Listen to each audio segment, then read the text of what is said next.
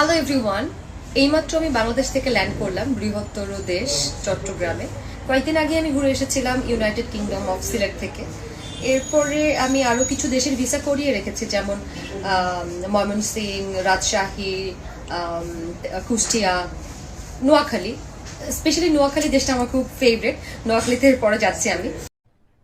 अरे कहना क्या चाहते हो। আর বাংলাদেশের ভেতরে কিছু বিভাগ আছে, ওগুলোতে আমি যখন ঘুরতে যাব আমি ব্লগ করব, যেমন Malaysia, Singapore, Dubai, India, Pakistan, এইসব বিভাগে যখন যাব তখন আমি সুন্দর করে আপনাদের সাথে আমার এক্সপিরিয়েন্সটা শেয়ার করব। ততক্ষণ পর্যন্ত আমার সাথেই থাকুন। Thank you so much. কিতা কইতাম, সব মাথার উপর ফেদি যাইতেছে। অতি চালাকের গলায় ধরে কথা আছে না, হেতি ফিস দিয়ে হাক ডাকতো যার, মানে ফিস দিয়ে হাক ডাকতো চাইতেছে, শাক দিয়ে মাছ ঢাকতে চাচ্ছে। হাগল নি কোনো আধ ভাগ হয়ে গেছে। এটি একটা আকাম তো করছে, মানে স্লিপ অফ টাং হতেই পারে মানুষের। এই যে এর উপরে দিয়ে আরেকটা আকাম গুতাইছে, হেতে কি তো হইব যে এবার আল্লাহ জানে।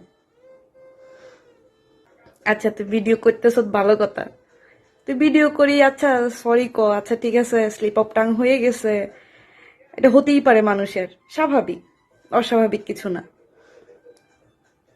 এটা না করি, হেতি আবার ভিডিও করছে, হেতি কি যেন নোয়াখালীরও বলে ভিসা করাইবো, কিতা করবো, বরিশালের ভিসা করব, ভিসা আছে এটির কাছে, কি বাংলাদেশ কিতা কিতা, এতে আউলে গেছে, এতে আধ পাগল হয়ে গেছে।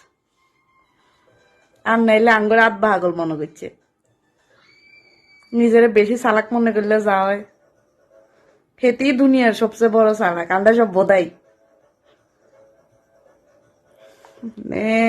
কিচ্ছু বলার নাই।